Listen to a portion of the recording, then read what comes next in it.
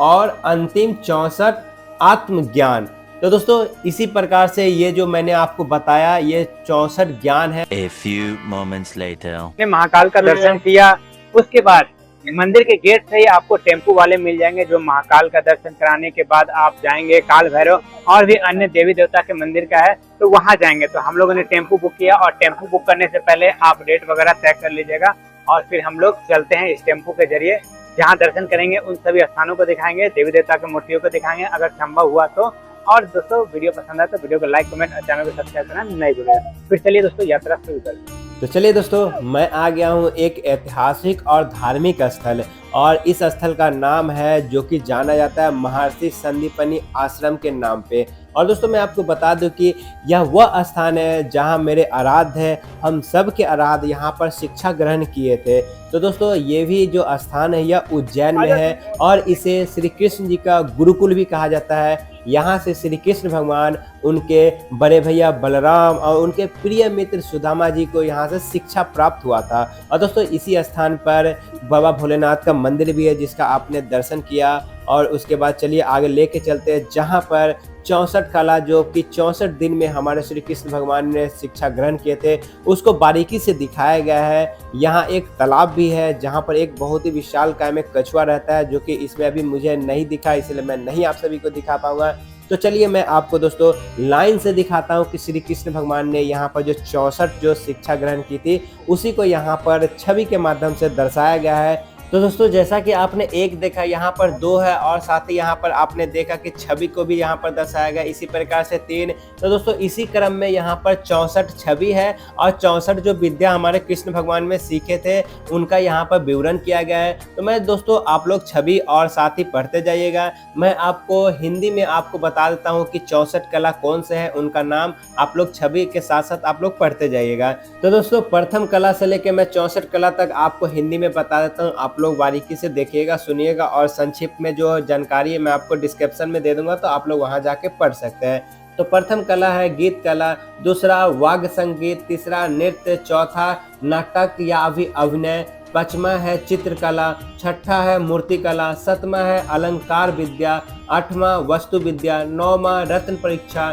10वां धातु विद्या, 11 कष्ट कला, 12 वस्त्र निर्माण, 13 वस्त्र सज्जा, 14 पुष्प सज्जा, 15 केश सज्जा, 16 सुगंध निर्माण, 17 पार्क कला, 18 पेय निर्माण, 19 मिष्ठान निर्माण, 20 लेखक कला, 21 काव्य रचना, 22 कथा कहानी कहना, 23 पहेली रचना, 24 गणित, 25 ज्योतिष, 26 खगोली विद्या, 27 मंत्र विद्या, 28 तंत्र विद्या, 29 योग विद्या, 30 आयुर्वेद, 31 औषधि निर्माण, 32 युद्ध कला, 33 धनुर्विद्या, 34 तलवार विद्या, 35 गदा विद्या, 36 रथ चलाना, 37 घुड़सवारी यानी घोड़ा चलाना, 38 हाथी परीक्षण, 39 पशु पक्षी पालन, 40 कृषि विद्या, 41 जल प्रबंधन, 42 नौका चालन, 43 गुप्त लेखक,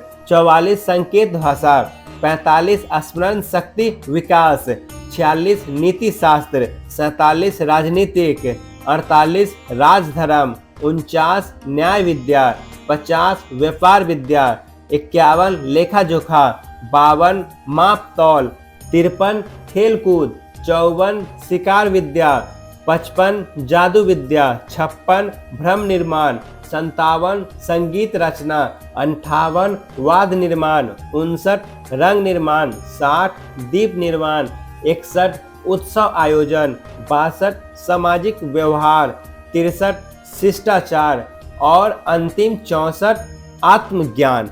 तो दोस्तों इसी प्रकार से ये जो मैंने आपको बताया ये 64 ज्ञान है जो मैंने आपको हिंदी में बताया।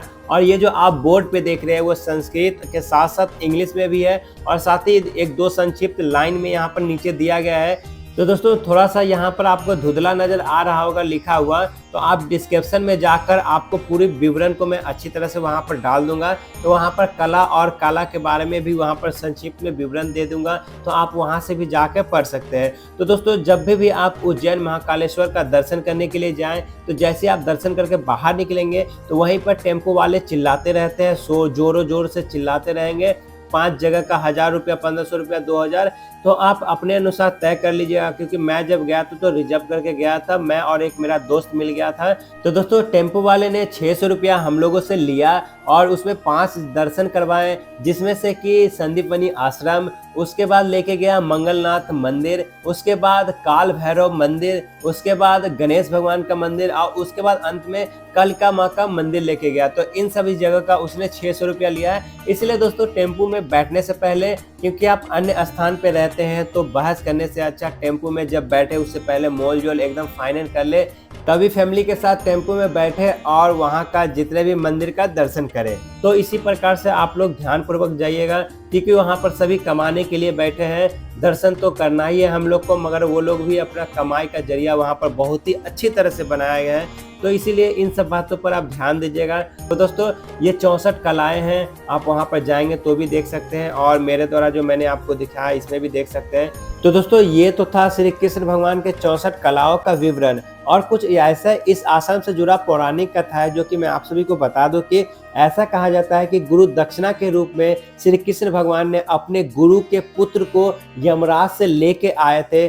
उस घटना को भी इस आश्रम से जुड़ा हुआ माना जाता है। तो दोस्तों इसी प्रकार से एक और पौराणिक कथा है, जैसे कि इस आश्रम के अंदर एक गोमती कुंड है, जहां पर श्री कृष्ण भगवान ने अन्य कई पवित्र जल को ला के मिलाया था। और वो इसलिए कि इनके गुरु जब वृद्ध अवस्था में हो तो उनको कहीं दूर न जाना पड़े, इसलिए कई पवित्र जल को यहाँ के कुंड में जाकर मिला दिए थे। तो दोस्तों जब 64 कलाओं का जो छवि जब समाप्त हो जाता है, तो जैसे जब आगे आप बढ़ेंगे तो यहाँ पर महाभारत काल से जुड़ा हुआ कुछ दृश्य को यहाँ पर दर्शाया गया है। जैसा कि आप छवि में देख रहे हैं, जैसे कि रथ पे चढ़े हुए श्री कृष्ण भगवान अर्जुन को अपना ज्ञान देते हुए, या फिर धृतराष्ट्र से बात करते हुए संजय, इसी प्रकार से अन्य कई दृश्य को यहाँ पर दर्शाया गया है। जब आप यहाँ पर जाएंगे तो आपको बारीकी से आपको देखने को मिलेगा, पढ़ने को मिलेगा।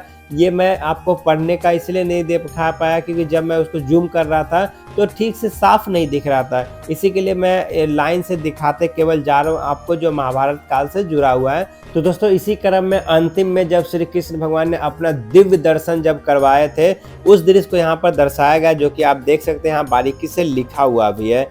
तो दोस्तों उम्मीद करता हूँ मेरे द्वारा आप सभी को जानकारी अच्छा लगा होगा। तो इसी के साथ दोस्तों यह वीडियो यहीं समाप्त होता है। फिर आप सभी से मुलाकात होगा किसी अन्य वीडियो में, तब तक के लिए बाय, जय हिंद।